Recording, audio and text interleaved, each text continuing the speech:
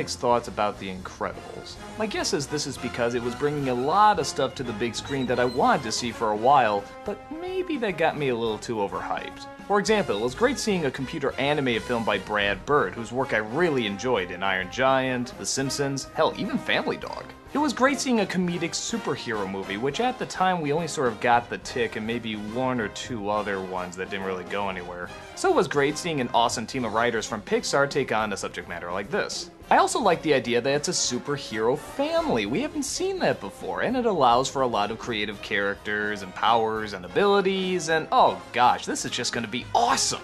In the golden age of superheroes, Mr. Incredible is one of the most famous. How'd he get his superpowers? Pfft, who cares? They just exist. And apparently they exist for a lot of other superheroes who apparently just have superpowers. It's cool, I'll buy it.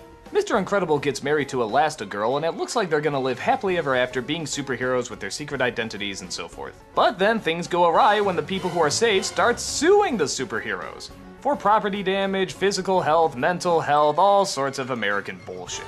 Soon everybody starts suing superheroes, and all the superheroes, or supers as they're called, have to go into a protection agency where they can't use their powers at all. Mr. Incredible is now Mr. Parr, and he has started a family with Mrs. Parr. They have 3 children who, as you'd expect, also have superpowers. And while the rest of the family, for the most part, seem to fit in okay without using their powers, Mr. Parr is going through the always popular midlife crisis. He misses the golden days, the sense of adventure, hates being in an office, and hates turning people down. In fact, he even performs superhero jobs on the side, but never lets his wife know. Things start to change though when he gets a letter from a woman named Mirage, who has a ton of secret missions lined up for him and wants him to return to the glory days of superherohood. Mr. Parr agrees, going behind his family's back, but little does he know that a villain named Syndrome is actually planning the whole thing. It's nice to see a Pixar film that actually focuses on people for once. And what I like is that they don't try to make them look like actual people, they try to make them look like 3D cartoons. Brad Bird always had great designs for his animations, and they show here. It doesn't look like something that started being designed in a computer, it looks like it was drawn first, and then turned into a 3D model. That makes the designs as well as the characters much more memorable. It's also nice to see Pixar continue with its dramatic tone. Incredibles actually doesn't have as many laughs as you would think it would. It focuses more on Mr. Parr's midlife crisis, how all the color is sucked out of his world and how he wants a little sympathy from his family whether it's really deserving to him or not. But that's kind of my main problem with the film. The movie is called The Incredibles, but really it should have been called Mr. Incredible and His Family, because the focus is mostly on him, and to be honest, you can kind of get the gist of what he's going through in maybe the first 10 minutes. The family gets focused too, but not until the last third, really. And I like the family a lot. I like Mrs. Parr, I like Dash, I like Violet, I like that baby that has that psychotic breakdown at the end.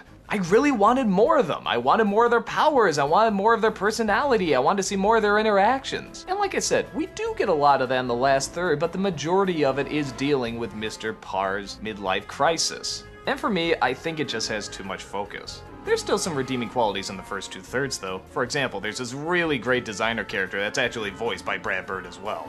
She designs the costumes for the family. It's a lot of fun just seeing her almost psychotic passion for what she does. But voice acting aside, one of the sad weaknesses of Brad Bird's work is that the stories are often a little choppy. As much as I love Iron Giant and a lot of his other works, I'll be the first to admit that the narratives are not very flowing. I mean, they work okay, and the characters I think are ultimately what pulls it through. But they always seem to jump around a bit, and I always feel one more rewrite would probably make these films a little stronger. But again, that's in no way saying that The Incredibles or his other films are by any means failures. They're not. The strongest point of the movie is the last third, where you see the powers being used, you see the family interacting, you see the comedy, you see the action, you see the villain, you see all the stuff that you're waiting for. And it is well worth the wait. I only wish I could have seen more of this in the first 2/3. I think if they did that, I probably would have really loved this movie. But for what it is, when it does get to the parts that it does really well, it's a ton of fun.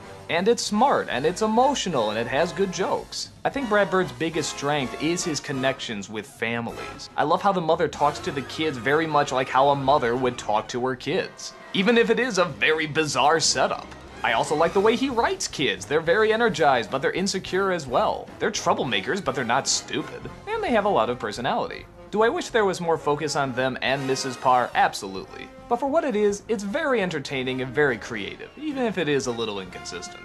It's a good film if you just manage to get through some of the slower scenes. And like I said before, it's great to finally see Pixar branching out and actually working with human characters. They don't have to keep the focus on creatures or toys or materials that just come to life. This is opening a whole new door for, yeah. Join me in the next review.